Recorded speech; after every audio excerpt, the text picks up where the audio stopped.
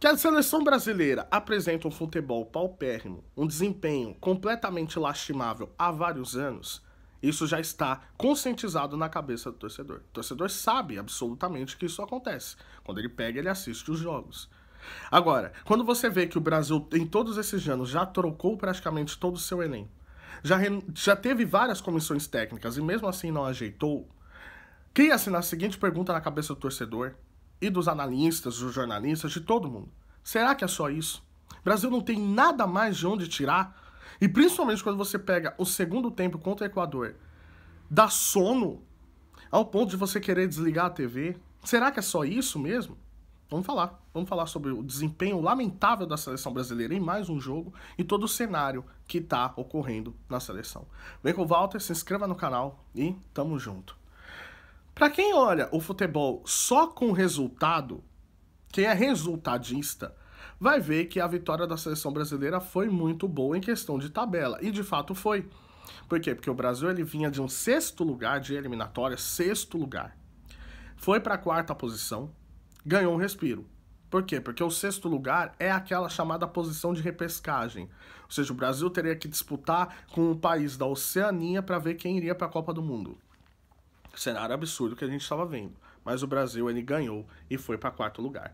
Só que quando você se fala de seleção brasileira, sempre tem aquela questão do desempenho unido ao resultado. E você precisa casar essas duas informações para a gente conseguir ter um sorriso no rosto do torcedor. Porque sempre a seleção brasileira vai gerar uma alta expectativa. E quando você pega uma seleção que não consegue entregar aquilo, e não só como não consegue entregar, como não reverte a sua expectativa dentro de campo, sempre gera uma frustração. E aí você vê que o Brasil, ele ganha um respiro depois de 4 jogos sem vencer.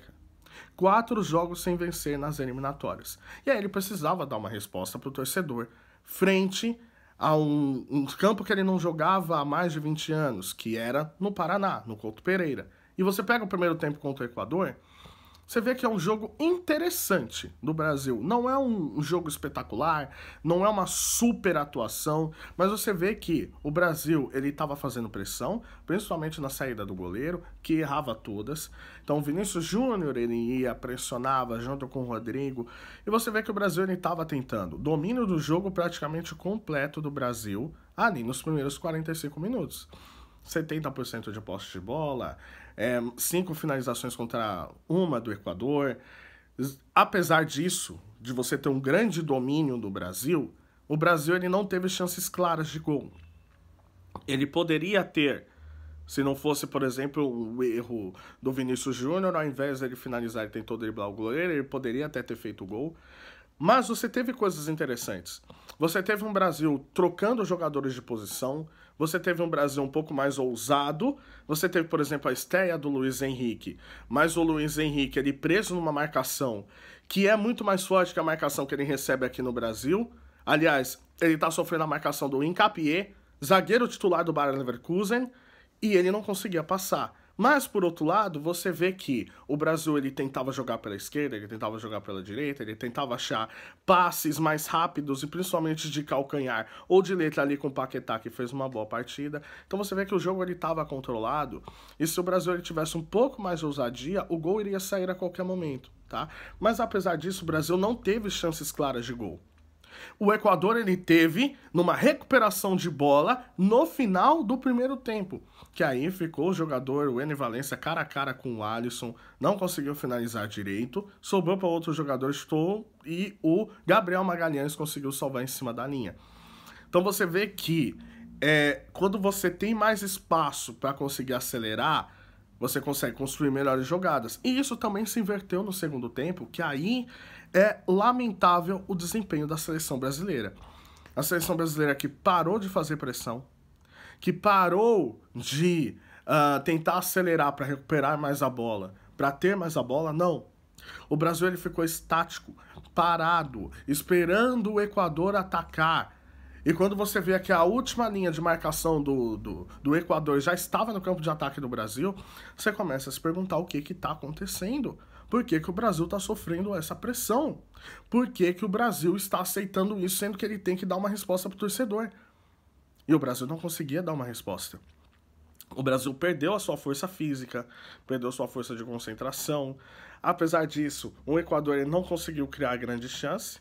Tá? O Brasil criou uma chance clara, ele teve finalizações também, conseguiu acelerar mais o jogo, mas foi só isso. Ao ponto de terminar a partida e o torcedor ter um mix de aplauso com vaia. O torcedor esperava mais. O torcedor esperava mais de alguns jogadores. Teve, por exemplo, a entrada do Estevão, que foi muito aplaudido. Teve a volta do Lucas Moura na seleção brasileira. Teve o Gerson ali jogando no meio campo para tentar fazer a função que o Bruno Guimarães vinha fazendo.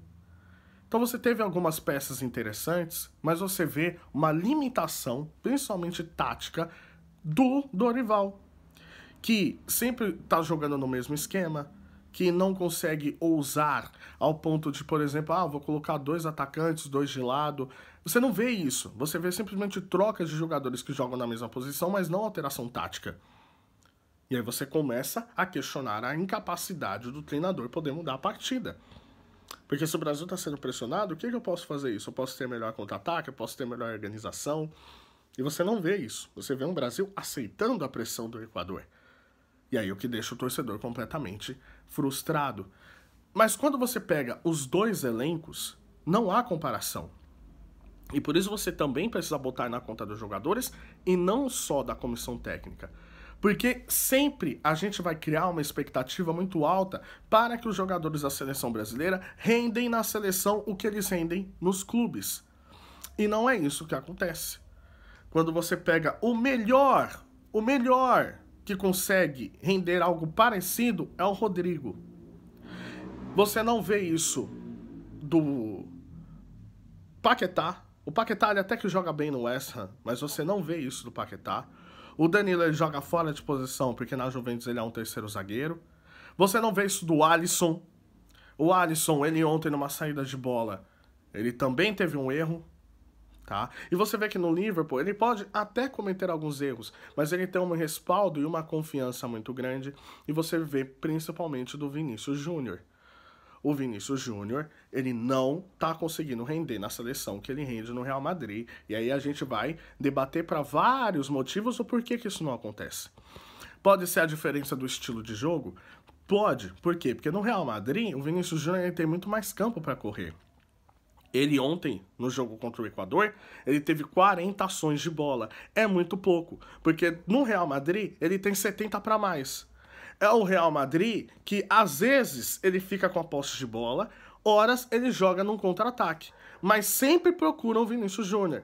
Porém, o que a gente sempre precisa questionar é que, mesmo o Vinícius Júnior não tendo tanto campo para correr assim na seleção, ele tem chances. E mesmo quando ele tem chances, ele acaba errando. E aí a gente precisa ver o que está acontecendo com os jogadores. Será que eles sentem a pressão? Será que no clube ele é mais respaldado, ele se sente mais à vontade, a torcida acolhe melhor ele, porque na seleção é puramente resultado? Tanto que a gente vai fazer um jejum absurdo de não ganhar a Copa do Mundo e cai sobre esses jogadores? Porque a gente precisa fazer essa pergunta, porque se os jogadores eles estão sentindo de fato a pressão, aí a gente precisa cobrar a CBF. Cadê o apoio psicológico? Cadê um psicólogo que possa estar orientando esses atletas? Porque todo mundo sente pressão. Apesar da gente achar que jogador de futebol é multimilionário e não tem que sentir pressão, isso não existe. Então pode estar havendo disso. Mas principalmente sobre o seu principal jogador. O Vinícius Júnior, ele precisa corresponder àquilo que ele joga no Real Madrid. E diversos anos já foi assim também com outros jogadores. A gente cobrava muito o Ronaldinho Gaúcho que ele fosse na seleção, que ele jogava no Barcelona. O Rivaldo também passou por essa pressão. E aí você vê que é muito diferente os dois ambientes. E isso pode cair sobre o preço de um jogador. Ao mesmo tempo, a gente precisa também cobrar a comissão técnica. E é muito difícil a gente cobrar isso vindo de uma CBF que, nos últimos tempos, estava cotando o Carlo Ancelotti. De repente coloca o Fernando Diniz. De repente coloca o Ramon Menezes. Então você vê que não tem um planejamento, não tem um norte, não tem uma direção, não tem nada. A seleção brasileira está completamente perdida. E aí, estando perdido e você não conseguindo entregar aquilo para o torcedor, o cenário fica pior possível. Faz a gente achar que o Brasil ele pode cair numa fase de grupos de Copa do Mundo, que seria uma hecatombe. E aí você vê que o técnico não consegue fazer uma alteração tática, o técnico não consegue mudar no jogo, e você começa a se perguntar sobre a capacidade técnica dos nossos técnicos também, que isso é tema para outro vídeo. Mas tudo isso está alinhado também nas entrevistas pós-jogo. A entrevista do Dorival é muito preocupante. A entrevista onde ele fala que o desempenho da seleção foi bom. Como assim o desempenho da seleção foi bom? Sendo que antes da partida começar, assim que ele faz a convocação, ele fala, olha, cansamos de ter resultado, nós precisamos ter desempenho e precisamos unir as duas coisas. E não foi isso que aconteceu. E mesmo não sendo isso que aconteceu, ele diz na entrevista que está satisfeito com o desempenho da seleção brasileira, sendo que ninguém está. É algo que a gente começa a olhar. Olha, o técnico ele tá vendo outro jogo. E se ele está vendo outro jogo, ele vai continuar firme nas convicções dele, ele não vai escutar aquilo que o campo está dizendo e que o estádio todo e todos os telespectadores estão vendo que é uma fraca atuação, ele não vai levar para si. Ele vai continuar cada vez mais tendo as próprias convicções e não escutando as coisas externas. Por quê? Porque já é diferente do que o Rodrigo falou no pós-jogo. Ele falou que o Brasil ele teve que ganhar, sim, e ganhou, ótimo, beleza. Subimos na tabela? Subimos. Porém, para a questão de desempenho, ele não está contente. Ou seja, o próprio Rodrigo está vendo que o desempenho da seleção não está bom. E se o próprio Rodrigo está vendo e o Dorival não está vendo, temos uma visão diferente do elenco com o treinador. Ou seja, o que é que está acontecendo? De onde estão tirando essas coisas? E aí você une tudo isso a uma fraca atuação, a uma expectativa que não corresponde à realidade. E o Brasil ele tem peças sim para conseguir mudar o jogo. Ele tem elenco sim para conseguir bater de frente com qualquer seleção do mundo. Ele tem, porque o Brasil tem bons jogadores. E aí você começa a se perguntar, será que é só isso? Será que a gente não tem mais nada de onde tirar? A gente vai ficar vivendo de um gol de jogada individual, mas não de jogada trabalhada, não de jogada coletiva? Vamos ter aquelas fracas atuações que a gente teve na Copa América e nas eliminatórias? Esse é o futuro que está sendo da seleção brasileira, beleza? Se você chegou até aqui, like no vídeo, se inscreva no canal. Tamo junto e até a próxima. Valeu!